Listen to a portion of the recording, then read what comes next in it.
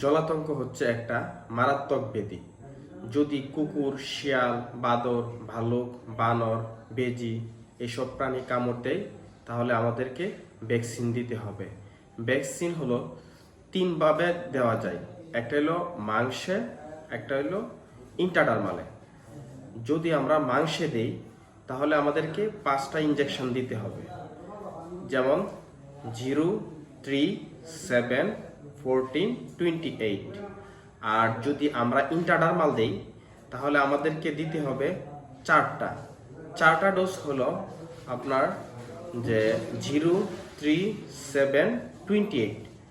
28 যেটা, এটা হলো বুস্টার ডোজ। আর আমরা সাধারণত যে বুস্টার ডোজ ছাড়া দেই ধরেন 0, 3, 7।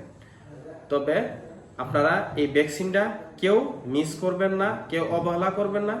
এই জলাতঙ্ক রোগ থেকে মুক্তি পেতে আপনারা ভ্যাকসিন ব্যবহার করবেন।